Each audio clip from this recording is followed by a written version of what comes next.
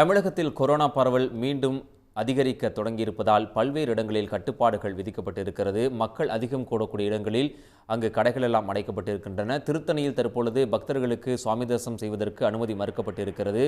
முன் அறிவிப்பில்லாத காரணத்தினால் பக்தர்கள் பெரும் அவதிக்கு உள்ளாகி இருக்கிறார்கள். கூடுதல் விவரங்களை வழங்குவதற்காக செய்தியாளர் லோகநாதன் இணைப்பில் இருக்கிறார். அவரிடம் பேசலாம்.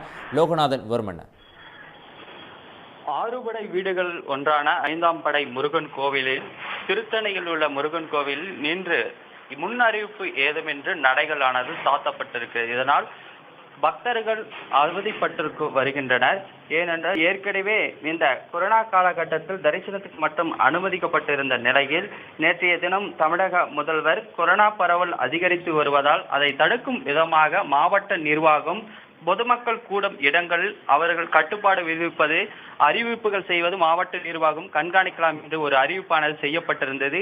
இந்நிலையில் திருத்தணி முருகன் கோவில் சாமி பக்தர்கள் அதிக அளவில் பக்தர்கள் வருகை தந்திருந்த நிலையில் காலை முன்னறிவிப்பு இன்று நடையானது சாத்தப்பட்டிருக்கிறது. அதுக்கு முன்பாக நுழைவாயில் முன்பாகவும் தடுப்புகள் அமைக்கப்பட்டிருக்கிறது. இதனால் பக்தர்கள் மிகவும் சிரமத்திற்கு உள்ளாகி வருகின்றனர். அவர்கள் நுழைவாயில் முன்பாக திருக்குளத்தில் கற்பூரம் ஏற்றியும் தீபாரதனையும் காட்டியும் வருகின்றனர்.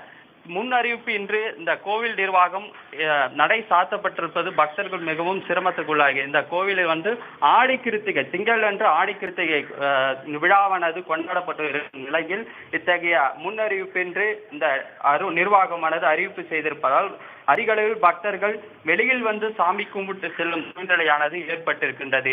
இந்த கோவிலுக்கானது திருவள்ளூர் மாவட்டம் மட்டுமின்றி ராணிப்பேட்டை, வேலூர், காஞ்சிபுரம் உள்ளிட்ட மாவட்டங்கள் மட்டுமின்றி அதாவது மற்ற மாநிலங்கள் என்று சொல்லக்கூடிய கர்நாடகா, ஆந்திரா அந்த பகுதியில் உள்ள பக்தர்களும் சாமி தரிசனம் செய்வது வழக்கம். இந்நிலையில் இன்று நடை திறக்கப்படாமல் சாத்தப்பட்டிருக்கிறது. அதே மற்றும் நுழைவாயில்கள் முன்பாக தடுப்புகள் அமைக்கப்பட்டுள்ளதால் பக்தர்கள் சிரமத்திற்கு ஆளாகி வருகின்றனர். உடனுக்குடன் செய்திகளை தெரிந்து கொள்ள சன் நியூஸ் பெல் ஐகானை கிளிக் பண்ணுங்க.